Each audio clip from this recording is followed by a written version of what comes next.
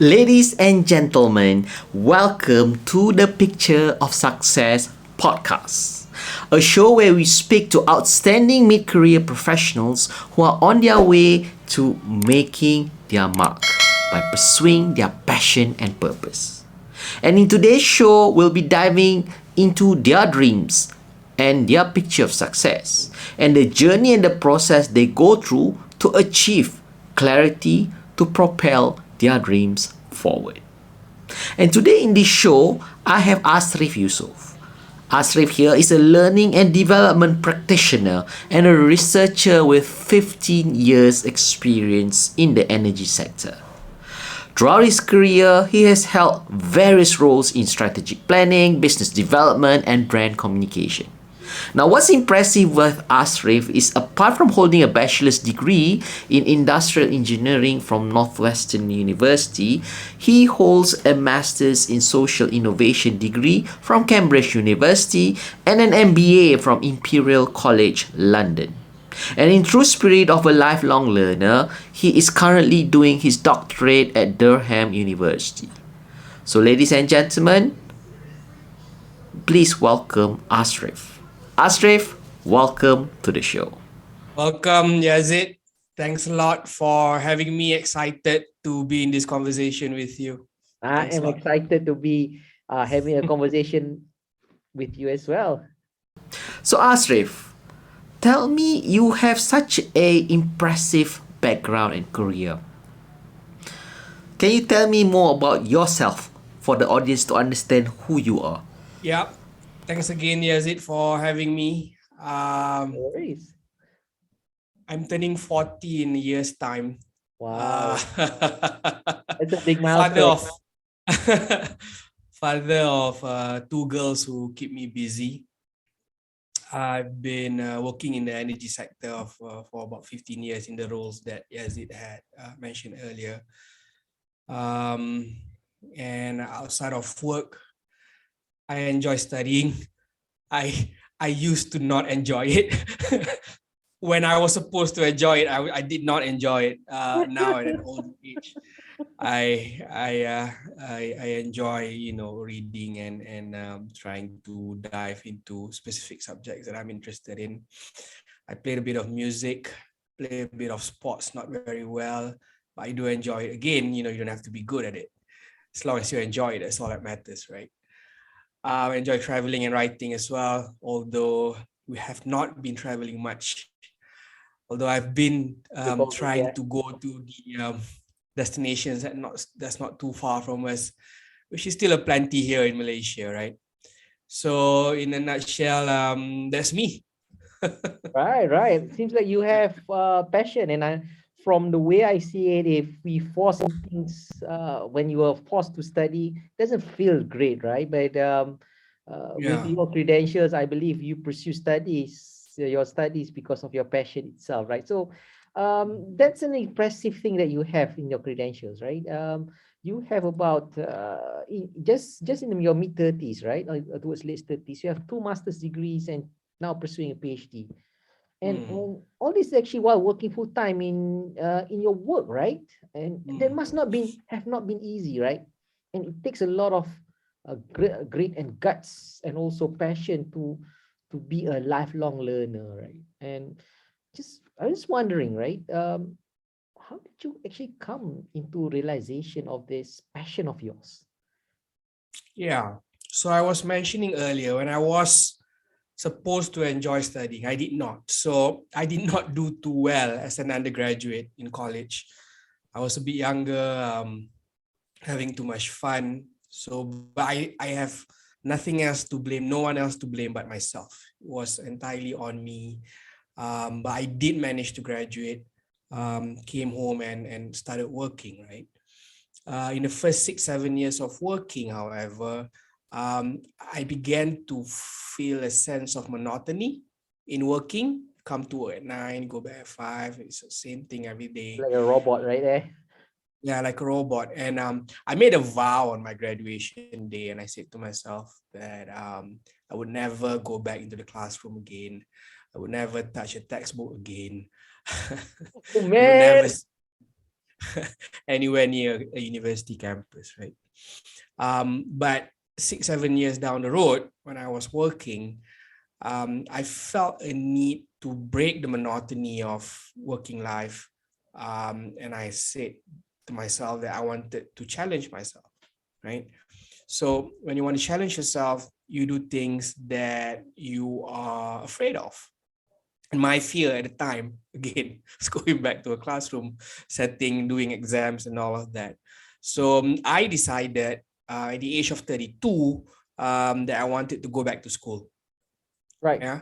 So it was a pivotal moment where I felt like, I need to break the routine. I wanted to challenge myself. And then I decided to apply for an MBA. That was a common route among professionals with about 5 to 10 years of working experience, wanting to go back to school, right? So I applied for an MBA. Not And it just was an about the same. university there, right? Imperial College, yeah. Yeah, I was looking for several programs that enabled me the flexibility of still working and doing my studies. I have to attend some residentials every semester in London at the time. But it was also the same time when we got our firstborn. So my first daughter was born about the time I started my MBA. So from wanting to challenge myself a bit, I might have bitten more than I could chew, So it was adjusting with fatherhood, also adjusting with being a student again. So it was not felt that the timing was right. This is just about trusting your gut, and I feel that the timing was right. I learned to adjust on the go. Program was 2 years, 6 semesters in total. I struggled in the first 2 semesters, but over time you adjust as you learn on the baby's sleeping schedule and your own sleeping schedule. So I work around the schedule of my daughter at the time. Yeah. So when I completed my MBA I felt empty. I felt empty because from living a schedule that is so packed, I suddenly had time and the question crept up and I What asked to myself, do? what do I do with this time that I suddenly have, right? But I also felt different during the MBA journey because learning wasn't a chore anymore. Learning didn't become a burden. And I felt more involved in the classroom. The conversations that I have with the faculty, the conversations that I have with my classmates, was all enriching and it fueled me. And studying part-time is especially great because you are able to apply almost on real time, whatever that you are learning in the classroom, right? So I was craving that experience again, and fortunately got into a program at Cambridge, which is in social innovation, a novel area, nascent area at the time. Still is.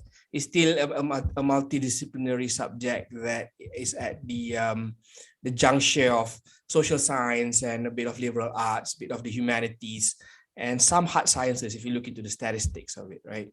So then, from not wanting to study, from challenging myself, from could not getting enough of studying, I went to that journey, did the masters at Cambridge, finished that, felt empty again, pursued the doctorate, and that's where I am today, right? So if I do finish the doctorate and I feel empty again, there's no other choice for me. A I serial shoot learner, myself. I think. Yeah. But I'm thankful to God, Alhamdulillah, for this enlightenment in a way, which came to me in my early 30s, and I think it has fueled me to also be a learner, not just in the formal context, but also in the informal context. So as it in 3.5 minutes, that's the story of how I got into this situation. That's an impressive story. And what I can gather is that you actually, whatever doesn't kill you actually makes you stronger, right? Whatever you fear most, and you actually face that fear suddenly becomes your passion, right? and it changes your life, makes you a better person. And I believe your lifelong journey has accumulated into something that you can translate into your life, your career, and your hobby, right? And I do see some from uh, your bio that you may be using some of the things that you've learned in your career, life, and hobby. Can you tell me what are you doing these days in that manner, right? Based on your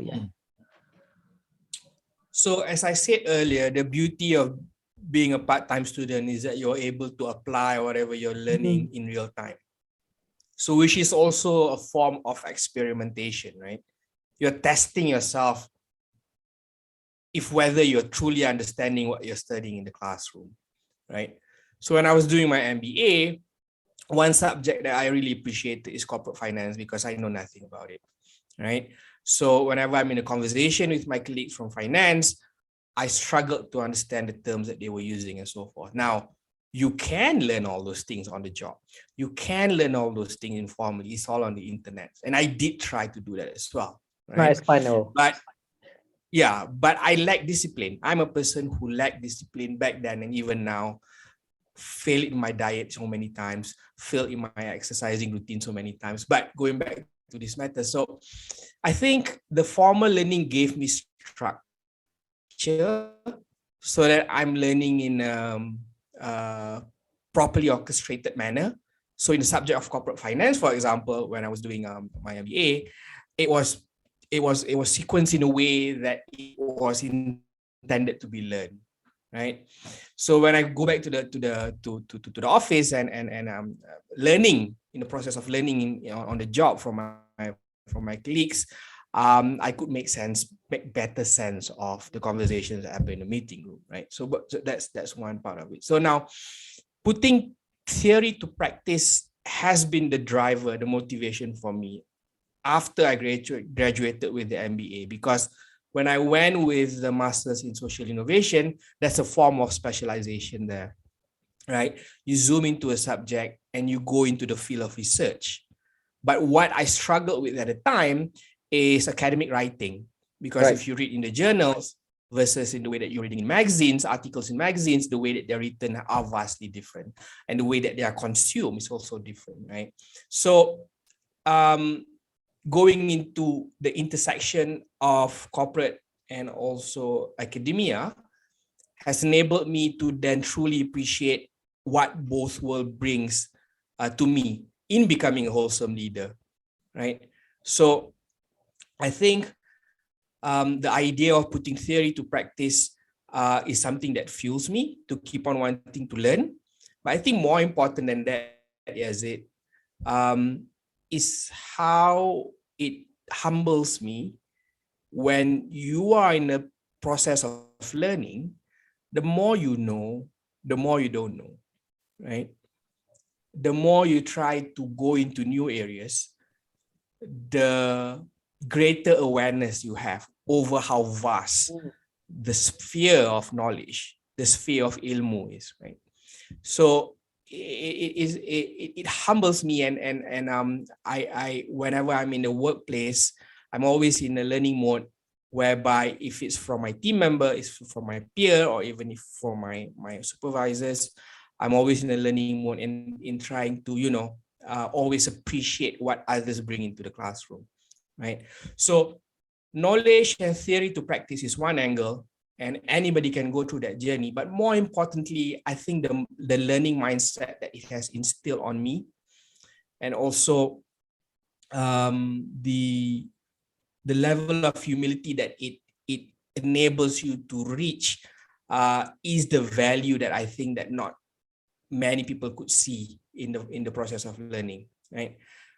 So theory to practice, and also having that learning mindset to then drive me to always appreciate what others bring to the table. So I think that's how it has helped me, as this coexistence of learning and also working and also living life and growing a family, that. Right.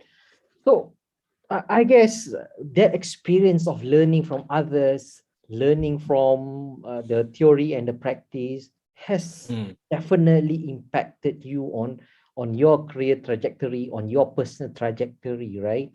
And that gives you a bit of clarity on how to move forward in your life, in your career, and also as your personal development, right? So as this show is called Picture of Success, right? And with all the learnings that you have and with all the experience that you've gone through as an avid lifelong learner, how do you see yourself moving forward? And perhaps this clarity of moving forward can serve as inspiration to others on also getting their things straight on, right? Their vision moving forward straight on. How do you see the things that you've learned, the experiences that you have, and putting it the discipline that you mentioned earlier in moving things forward for your picture of success? Right. So after 15 years of working, right, I am now in a function that is at the intersection of, again, the corporate world and also the academic world, right? That's on both You have worlds. now, yeah. So, and as much as I am clear of where I want to be 10, 15 years from now, if you give me a piece of paper, I should be able to draw a trajectory of where I want to be 5, 10, 15 years from now. As much as I am clear of being able to draw that on a piece of A4 paper, I'm also on an exploratory journey of discovering myself on a day-to-day basis. Meaning to say, whatever that I put on paper in terms of where I want to be 10, 15, 20 years from now, it's not also cast in stone. It's also something, right? I'm ready to pivot at any point of those the journey. So it's striking a balance between having clarity and also being flexible to where I want to go and where I want to be, right? My struggle, however, I wish to highlight my struggle is making the big steps. What do I mean by that? These are the goals that I have. This is the level of flexibility I think I have. Now, if I'm expected to pivot at any point in the roadmap that I already have, taking the big step of actually moving out of my comfort zone is where I struggle. So, so I think that draws a perspective on the clarity that I have, the flexibility that I think I have, and also the actual struggle that's blocking my way from actually fully maximizing the potential that I have. Right. So I struggle with moving out of my comfort zone, and I struggle with taking the risk. I'm risk averse. Right. So which is why I look highly upon entrepreneurs, because entrepreneurs take big bets, they take on chances, they believe in themselves, and all of that, right? So as much as I'm thankful for having clarity on where I want to be, and also I'm thankful and so grateful on thinking that I'm flexible in terms of how I can drive myself, I still struggle with making the big decisions, moving out of my comfort zone, and also really challenging myself to that angle. So to highlight on that point, the last time that I've truly challenged myself was the point when I decided I wanted to do the MBA. Yeah, Can you take us to that decision on how you actually challenge yourself to move outside of that comfort zone, right? I like the point that you have clarity, but you also have that big steps, but you actually had make that pivotal moments in your life, right? Actually coming out from a comfortable job and pushing yourself to do more than that, right? That is a big step, right? Which then brings a question to me, because the last time I took a decision to really move out of my comfort zone was back in 2014, which is about 8 years ago. Right. right? Now, it makes me wonder if the process of taking my next big step in life that is truly challenging myself is a process that would only take a 10-year maturity period. Meaning to say that, is something that you do not as frequent as you think you should, right? Moving out of your comfort zone, right? So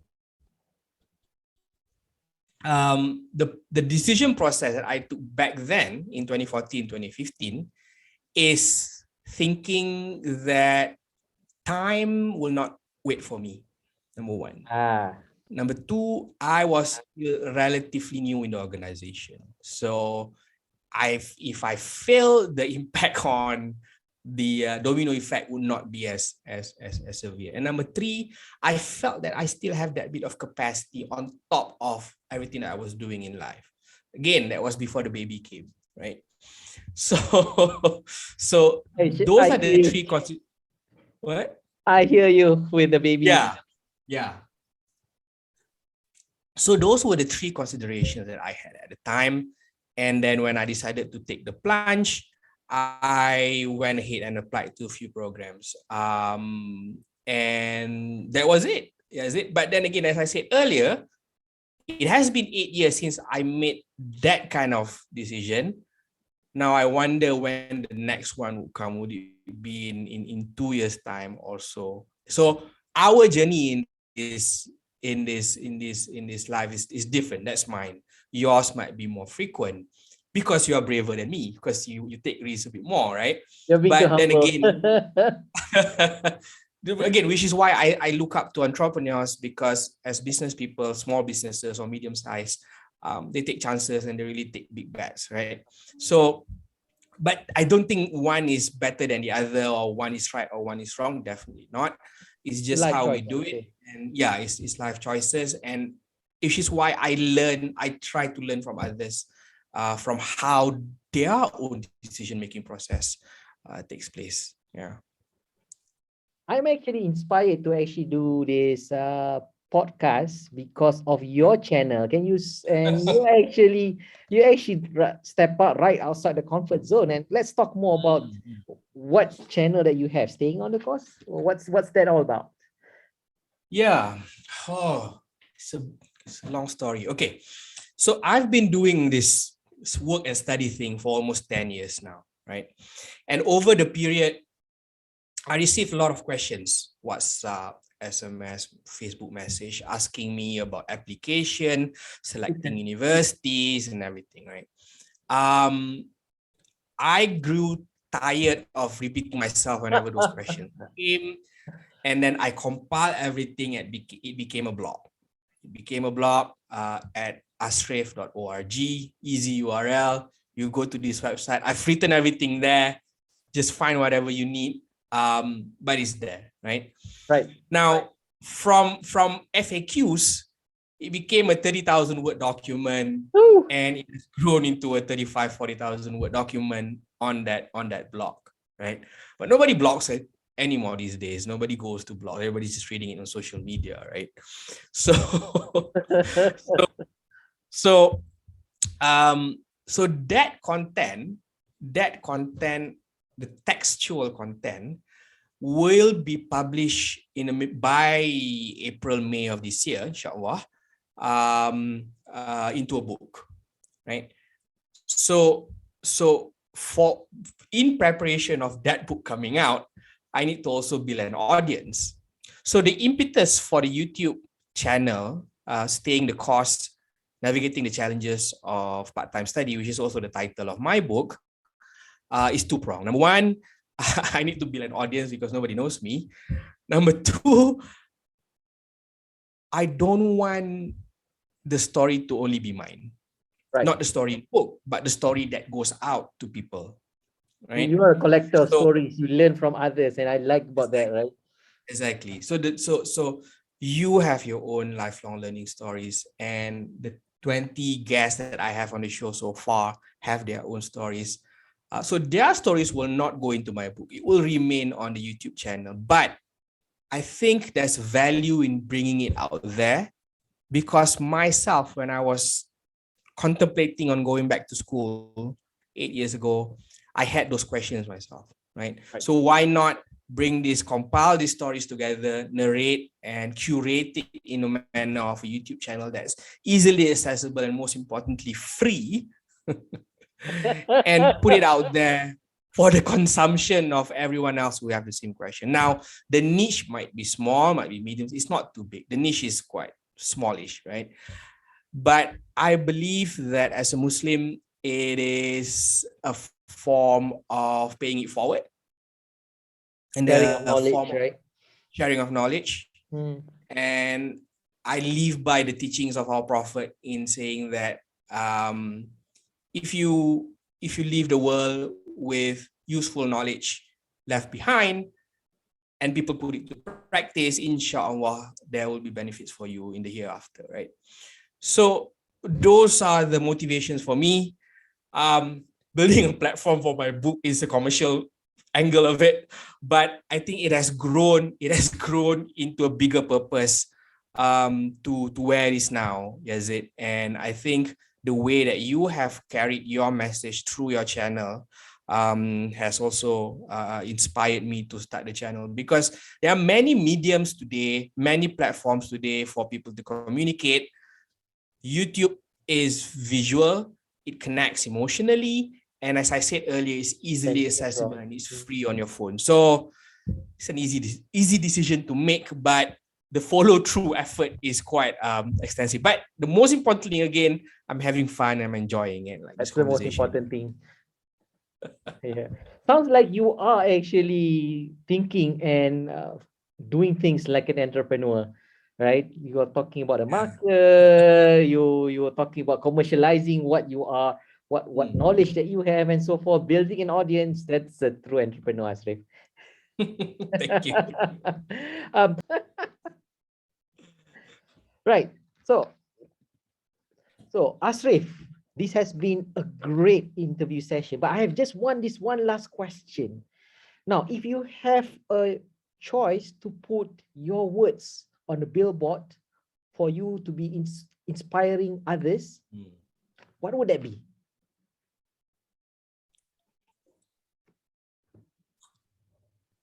It's a great question, is it? But I have to steal the word. I first heard this from him.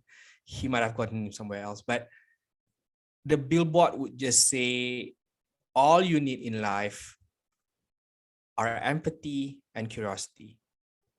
It's very simple to remember, right? Right. Empathy, because it helps you to build meaningful relationships with others. And curiosity, because it helps you to become better at what you do. When you build meaningful relationship with others, it goes a long way, be it with family or friends or peers or colleagues. And when you were curious and you be better at what you do, it can lead to innovation, better ways of making decisions, better way of solving problems. So all you need in life are empathy and curiosity. Inshallah, your aspirations will become a reality. That's it, is it? Well said, Asrif. So, ladies and gentlemen, there you have it. Asrif Yusof, a passionate lifelong learner who thinks about empathy and curiosity as the guiding principle. We hope you are inspired on how Asrif articulates ideas, and definitely please check out his YouTube channel, Staying the Course, Grad School Tips and Advice. And also wait for his book coming out in by the middle of the year. By the middle of the year. Wow, how time flies. Yeah, So in a couple of months' time, in about 5 months' time, you can get Asrif's book, right? So being edited. So thank you very much, Asrif, on being part of this channel and also part of this podcast. Thanks a lot, Yazid. It's been fun. No worries. We love having you here. And ladies and gentlemen, I hope you enjoy this part of the show. We hope you are inspired. And I'm one thing before we leave, I'm Yazid Ismail, your host for this podcast, signing out. I hope you look out for this podcast episode, the next episode called The Picture of Success. Adios and have a great day ahead.